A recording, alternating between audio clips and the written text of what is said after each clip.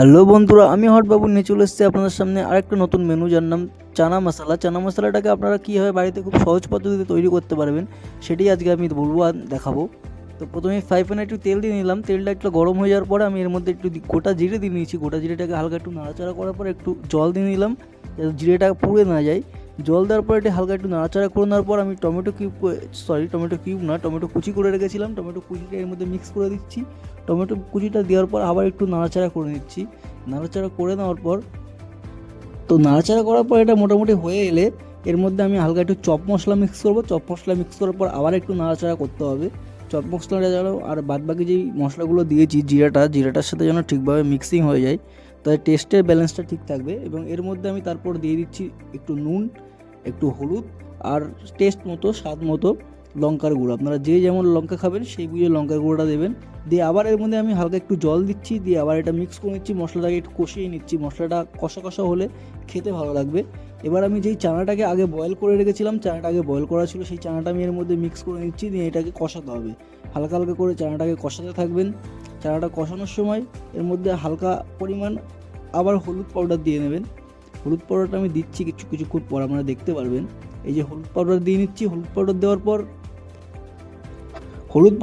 পর এর মধ্যে হালকা একটু জল দেবো আমি।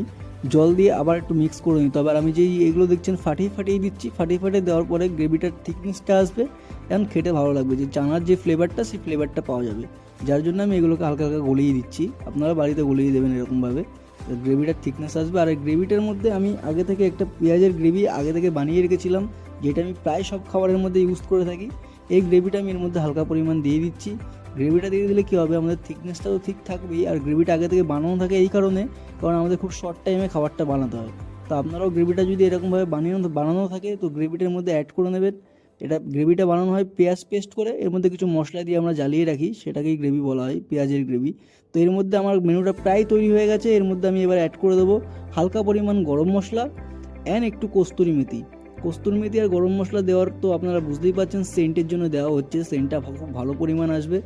এবার আমি খাবারের মধ্যে একটু পরিমাণ দিয়ে দিলাম ধনেপাতার একটা বহুত বড় একটা রূপ আছে। বাঙালির সব খাবারে কিন্তু ধনেপাতা ইউজ করা। আমি দেখবেন আমি এর আগে মাশরুম মশলা বানিয়েছি, ওটাতেও ধনেপাতা ইউজ করেছি। তো মেনুটা প্রায় আমাদের তৈরি হয়ে গেছে। এবার সার্ভ করার পালা। বাড়িতে আপনারা তৈরি করুন, মেনুটা তৈরি করে খেয়ে দেখুন। খেয়ে আমাদের কমেন্টে বলুন কেমন লাগলো। যদি ভালো লাগে তাহলে কমেন্টে একটা কমেন্ট করে দেবেন, কমেন্টে এসে লিখে যাবেন কেমন লাগলো। আর আমার চ্যানেলটা সাবস্ক্রাইব করে দেবেন, লাইক করে দেবেন। অন্যরা